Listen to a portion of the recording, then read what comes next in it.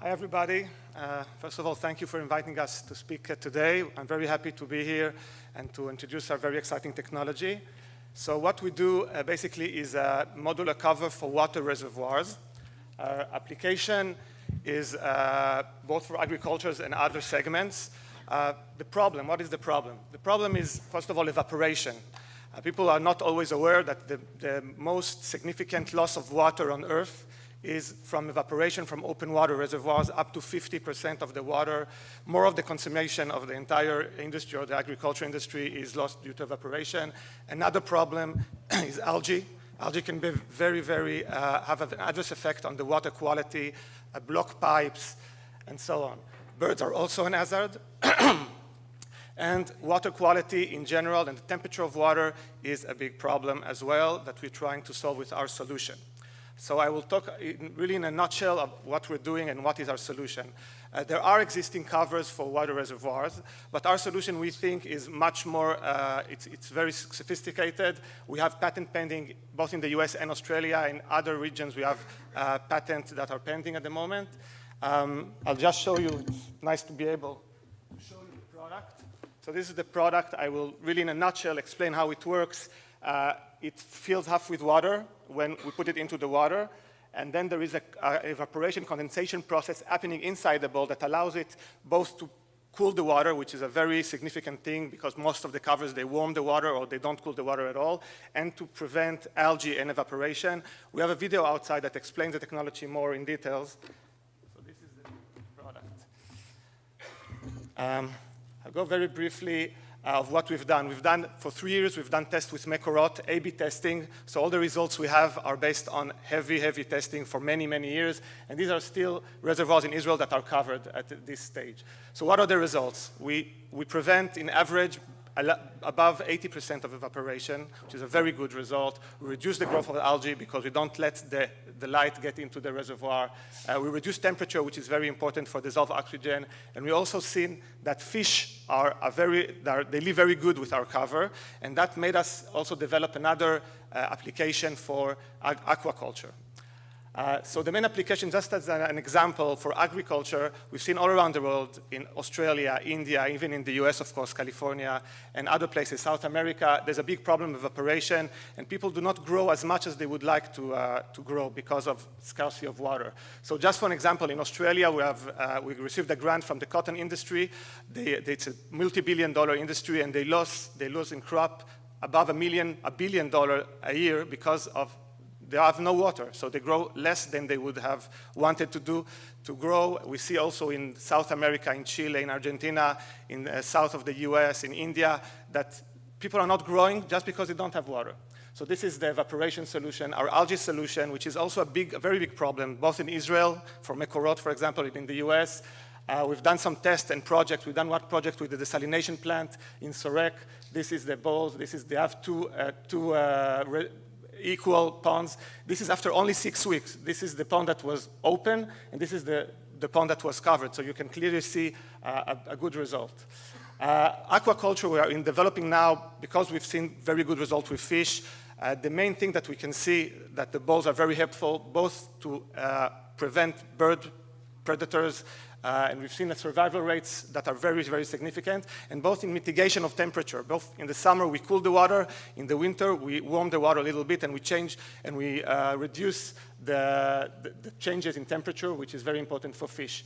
So just really in a nutshell, our business model, we are, of course, aiming for high water value markets, in the US, in South America, India, Israel, the south of Israel. The manufacture is done by third parties, and in Australia, we have established a subsidiary, and we are planning to manufacture ourselves our products to have more profitability. So the goals for the next 12 months or so, we are planning to complete pilots both in the US. We have, as we speak, we have balls on the way to the US. A pilot in Australia by the end of the year, in a month or so, will be completed, and in Chile as well. This is our main markets that we have identified in the world, both for agriculture and both for the mining industry, for example, and utilities. And still we have some work to do on automation, but the product is already ready for delivery, and we have had some commercial projects as we speak. And we have a very experienced team. This is our team. The company has been around for the last 4 years with extensive testing, and we're starting to do around, by the end of this year, around a $2 million round. Thank you very much. Sir, we all come from China. We are Dongfang Smart City. I am a assistant of Ms. Weizmann. The question is, so after this term was deployed in the reservoir, how much the market value of the number of changes can be produced in 1 year?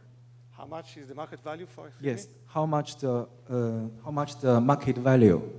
Okay, so the question of this is, I think, the main question, the economic question of the value or the ROI, for example, for a grower. First of all, it depends, it highly depends on the yield of what is done with the water. Okay, so it depends if you have a very valuable grow or yield, so that's very important, and of course the price of water. So the question is, I think, and what we've seen, that we've made some research, for example, in the cotton industry in Australia, it really depends how much, for example, there are places where the water is not priced very high. So there, the problem is less. When there's a problem, but it's not always the best solution. But places like Australia or Israel, or even now we're starting to see it in the US, where the price of water, in Chile, price of water is very high, and the yield from every megaliter of water is very high as well. There we see that the ROI can be as low as 2 or 3 years for our project. Okay? Okay, thank you, sir.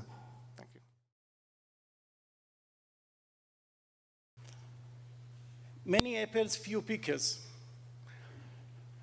People are not willing to do this kind of job of harvesting in the sun, in the rain, in the cold weather, etc. And therefore, the pickers' availability decreasing and the labor costs increase. Now I will talk about the amazing solution we developed. We have a simple robotic arm with a gripper specified for the food, and we have a computer vision system to analyze the food and food location and ripeness of the food. As you see, it's not only talking, it's picking the food. With 12 robotic arm, we will be managed to pick 10,000 food per hour. It is 10 times faster than any worker in the field. We will use harvesting edge system that are already in the market in order to fasten the development of the system. And amazing as it sounds, it's not only apples. We will be able to pick with the same system all the food that you can find in the supermarket, or almost all the food, by changing the end effector and the software model. The market is huge. We will be able to pick 200 million tons of fresh foods in the market, not in the first day. It will be in stages, but the average cost of one ton is about $100. So you can do the calculation. We will approach the market in 2 ways: selling a product or offering a service of harvesting. We discussed earlier the problem with the market and the farmers, and calibrate with the farmer. So we calibrate already with the farmers here in Israel, and the development was done with them, and what they are looking for is service of the harvesting and not buying the system. Happily enough, we have a competition, a direct competition, Abundant Robotics, but they are approaching apples only, and they are using suction to pick the food, tearing the stem of the food, and bruising the fruits. The team makes the difference. We have excellent and experienced team, Eyal and Gadi and Yoav, and we have active advisory board, Eyal Yanai, agriculture expert, and Professor Amir Dgani from the Technion. He is expert in agricultural robotics. We will, following the fundraising, we will develop the system in 2 stages. First one, 6 robot arm, following by 12 robot a system ready for commercial sales, and we are following the completion of the first phase. We will start selling the services here in Israel. We are in our seed round of $1 million. We already secured half of the amount from free farmers here in Israel. In the next 18 months, we will continue the development till reaching the point that we will have a commercial system. Now, imagine, as I do, how the harvesting season will look like within 18 months. Thank you. My question would have to do with the business model and ROI as well. You haven't mentioned the cost of this robot. So from the ROI standpoint, how long would it take the farmer to actually pay this robot back? And have you considered the cash flow or financing issues related with putting such an amount up front rather than paying the worker on a daily, weekly, monthly basis? So we tackled the problem from two angles.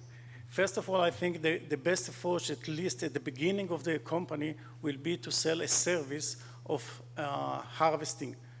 By that, you reduce the commitment that the farmers need to give you, and it can replace his worker without any issue. The second, based on not our calculation, but the farmers' calculation, they believe that they can, the ROI will be about 1 year or 1.5 years, because they will be able to use the system all over the year. They will start with apples, they will move to oranges, lemon, peaches, plums, etc. So the system will be able to work 200 or 250 days a year, and then the return of investment will be very fast. Thank you.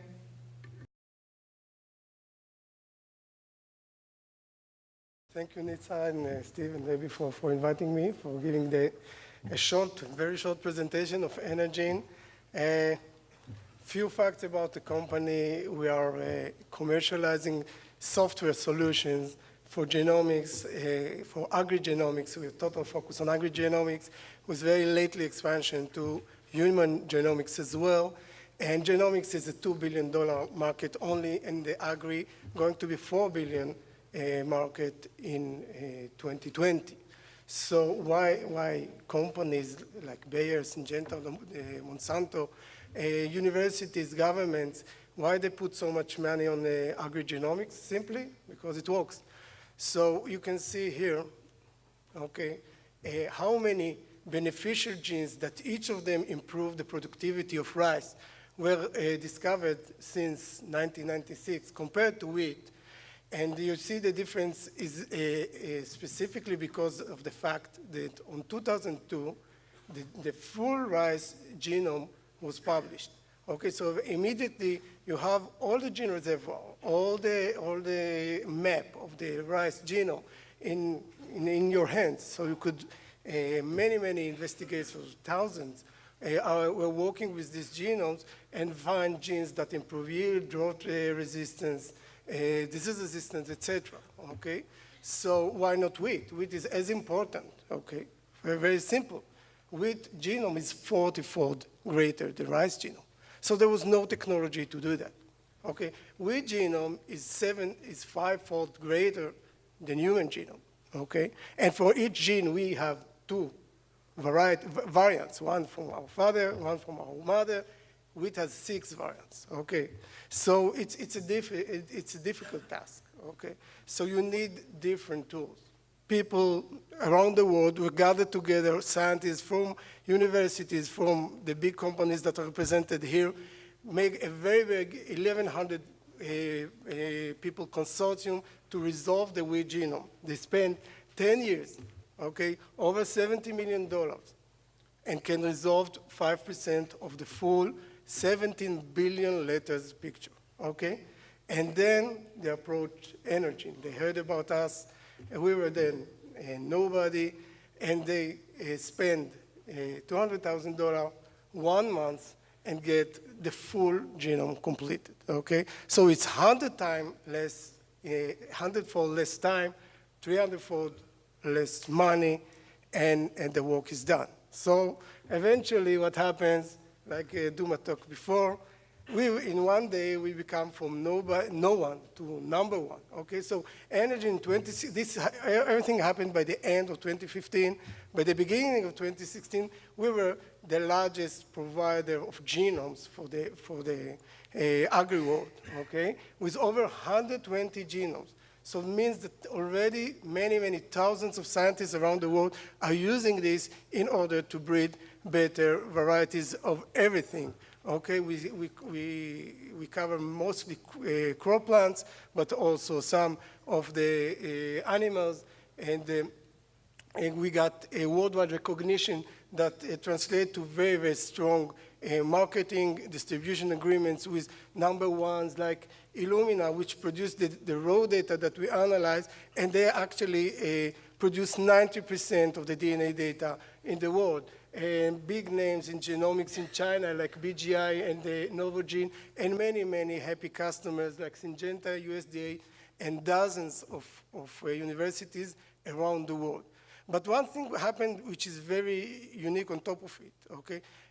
Our system is fully automated and on the cloud, okay? That means, so if you want one wheat genome, it is possible, but if you want 100 wheat genomes, it's also possible. It's the same effort. We just hire 100 Amazon machines and do it in parallel. So it's the same time, the same quality, everything could be done on the same rate. So that means that our technology opened to the mindset of scientists for moving from one genome, okay, to get all the genomic diversity, okay? So the genomic diversity used by companies for breeding is held in hundreds of different individuals. Each of them have unique genome content, okay? So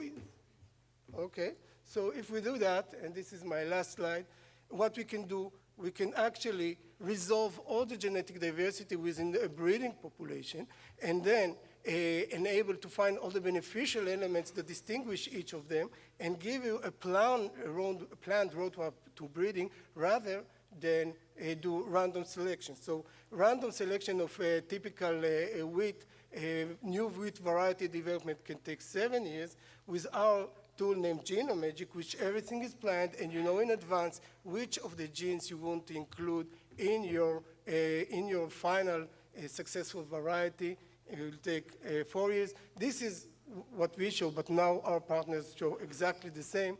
So you can see it gives whatever R&D manager would like, shorter time to market, but also reduce R&D costs, and it is adopted already by most of the largest seed companies as the key tool to support the breeding of the key crops. So thank you very much.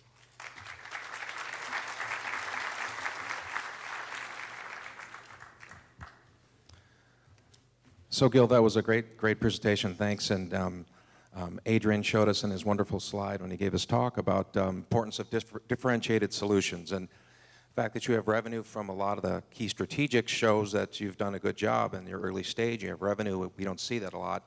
So my question to you is, in a world where technology is changing so much, how are you going to protect, what's your barrier to entry to protect your business going forward in the next year and years? Okay, so first, this is a very, very sophisticated software platform developed for 4 years by 15 mathematicians and software engineers.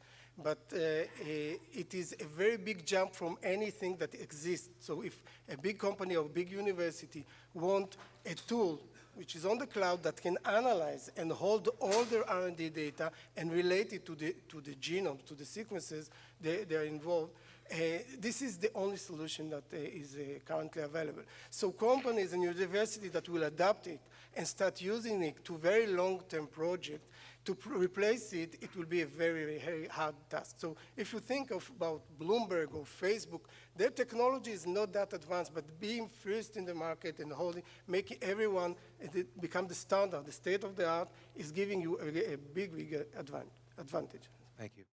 All right, thank you all. I'm Laurent Brish. I'm CEO of FarmDog. and FarmDog is a precision agriculture solution for pest and disease management. Something is very wrong with the way that we're dealing with pest and disease today.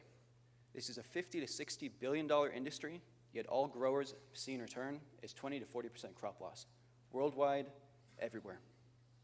The issue, though, isn't with the pesticides. It's with the tools that we give the decision makers, the growers, the agronomists, the scouts, on deciding what to actually put in the field that is the issue.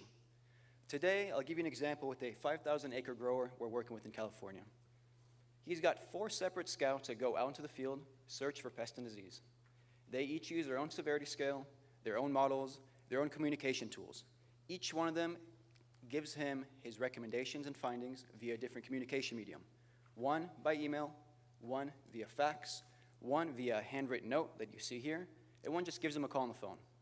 And then this grower, who is rather sophisticated, with no historical analysis, with no data analytics, has to decide what to put on his field. It's essentially like going to the doctor who gives you medicine but doesn't look at your historical records and doesn't really do a proper follow-up. And this replicates itself across 900 million acres just in the United States. As our grower in California told me, he said, "Laurent, I spend 17% of my OPEX on pesticide, and I really have no idea whether it's working or not." And that's where we come in. We provide the decision makers, again, the growers, the agronomists, the tools to understand where their money is going and whether it's working or not. So our platform includes 2 separate things. One is an in-field application to collect the data from the field. 2 is a web dashboard, and of course, data analytics underlying all this. So more specifically, a comprehensive and standardized system of record. 2, communication tools, not just from the scout to the grower, but also from the grower all the way to the regulatory agencies. And then 3, the data analytics that provide things such as in-field alerts, pulling in crowdsourced data, pulling in historical data, telling the grower, the scout, hey, watch out for these 2 or 3 pests. Pesticide efficacy reviews, telling the grower, this is what worked, this is what didn't, and pest and disease outbreak modeling. Specifically, the technology, full offline functionality, multi-user sync, georeferencing the scout's route, findings, everything is synced up to the cloud. And then, of course, the dashboard here. This is real data from our users here in Israel, where they can see all the data that they've had, the history, and what works, what doesn't. And then, finally, closing the loop. This is a simplified version of our data analysis that we do for the grower. Here, each color, of course, represents a different pest and the severity level. Here, for the first time, our grower could actually see which of his pesticide treatments worked. Initially, his Lanet Telstar mix didn't work. He moved over to Dorson Titan, and severity level dropped down to 0. Our development has only been going on for about 6 months, but we've had pretty significant market traction and industry involvement. I'll highlight one of these. Our first beta user in the States, Glades Crop Care. They've been around since around the 70s.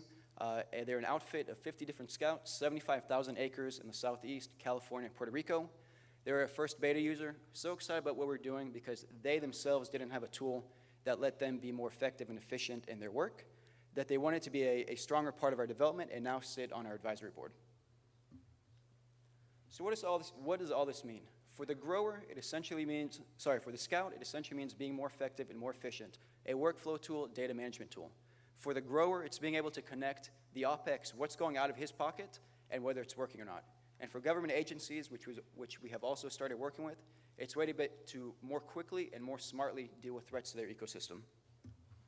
Our business model is a per acre SaaS fee, and then longer term via our data analysis, we look to integrate into the supply chain.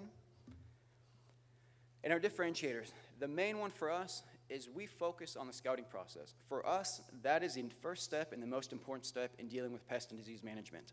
So while other platforms will have a scouting solution that's a side thought, that's our number one priority and our number one focus, which means that we are what we call future compatible, not dependent. We provide a value proposition from day one. We don't need to wait for any regulatory approvals. We don't need to wait for the grower to install or purchase anything new and put it in their field.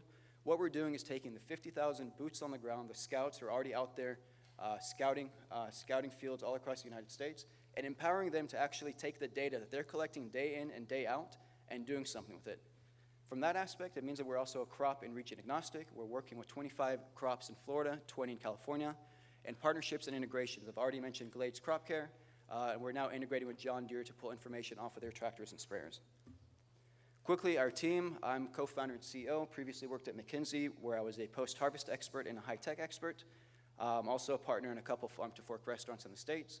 Michael Herman, my co-founder and chief of product, built products for millions of users at Wix and was satellite imagery expert. Our R&D team comes from the top tech companies in Israel. And our wonderful advisory board, we have Carol Jett, who is former deputy chief of staff at the USDA, Dr. Charles Mellinger, who I mentioned came across from Glades Crop Care, and Eliza Tamir, who is former chief marketing officer at Netafim. That's us. Thank you.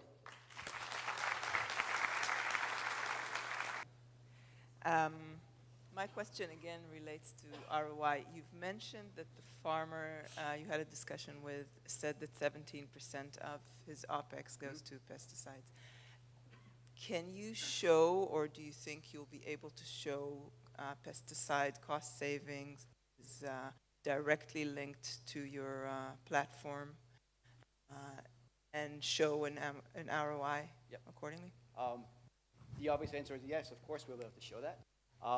The way we're looking at it, though, is by providing those data analytics that I showed, the farmer and his agronomist or her agronomist actually make the smart decision on when to apply pesticide, what kind, where. Today, right now, what we've seen is most of the growers do essentially prophylactic application where once a week, twice a week, this is what they put out there.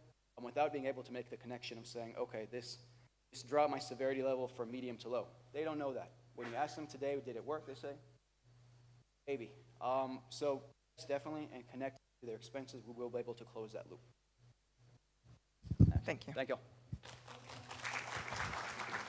Well, I think FarmDog is a great name. I think it actually be a band if it doesn't work out in pesticides. I was really interested in your presentation, especially your emphasis on this crucially important issue, which is the efficacy of the treatment itself. So the fact that the farmer, you're enabling the farmer, the farm manager to understand that this treatment I just applied has had an effect or has failed to have the effect I wanted. I love that idea. But I was interested that you didn't emphasize a point that Pat has made a little bit, which is the question of traceability and the whole ability of the technology that you're, I believe, offering us to have an impact much further down the supply chain, indeed to be valuable for manufacturers and indeed retailers and consumers. Could you comment on that? Yep, definitely. So I think there are a few value propositions that we have here. The first one is kind of the initial data management. I think Pat also brought that up. Just you can't fix what you can't measure, and we're not measuring that aspect first. The second is the reduction of pesticides, which is what you brought up, or the efficacy of the pesticide. Further down the line, it's definitely something that we're looking at. You have the examples of, for example, I think somebody mentioned it, Walmart forcing their suppliers to put in a fertilizer management program. Whole Foods basically saying, the hell with the normal organic system, we're going to put in our own grower rating system. And so putting in something like this where at the end of the day, the grower or the consumer gets to Whole Foods or 7-Eleven now or wherever they're selling healthy stuff and having, hey, here's an apple that was grown with normal pesticide, once, twice spraying every week, to here's the apple that is going to cost you X times more, but we know that this had a minimal pesticide use, which I think we know that about 75% of our fruits and vegetables today have some sort of pesticide residue. Whether that's bad or not, that's a side point, but there's still some sort of residue. In the States, I think it was estimated that it's going to be about $18 billion if you actually wanted to monitor pesticides and all the wells that are providing drinking water to folks. And overall, about $10 billion per year is the cost of pesticide, consequent collateral damage from pesticides, whether it's killing wildlife, whether it's health effects, whatever it may be. So there's a definite value proposition there. I think for us, the challenge is to then, everybody's talking about ROI. How do you measure that ROI? When it comes down to the Whole Foods, how do they do that? I'm just curious, because we have two customer types, right? We have the farmer, Right. and then you have the service providers. Exactly. And so you have a multi-layered ROI proposition. Have you found one that's more responsive? The first one is kind of the initially simplest one, is it connects to the data management / labor. We've always talked about labor, and that's to the scout. That's to the agronomist that says, hey, I have even 5, 10, 20, 50 scouts in my system. I need to be able to manage what they're doing and understand what they're doing. That's kind of the first value proposition from day one. Further down the road, when it gets to the grower, for example, the grower that we're working with in California, he's got 4 private scouts. And when I went and talked to him, I went to him and he was my initial, I pitched to him first. And he said, Laurent, this is great. I have to talk with my scouts about it to see if they're on board. And I said, okay, that's fine. Do you think they're going to be on board? He looked at me and said, they will be. So essentially for him to get that value proposition of where is my money going towards and is it working, also value proposition, but that's kind of, the 1 season in, 2 seasons in, 5 seasons in perhaps, we can actually make that comparison. The initial one from day 1 is data management and labor. Okay, closing it down because we're out of time. Anyone want to invest in this business? Sure. I will, sure. See, because the key is the partner, right? Is to bring all this information together. There you go.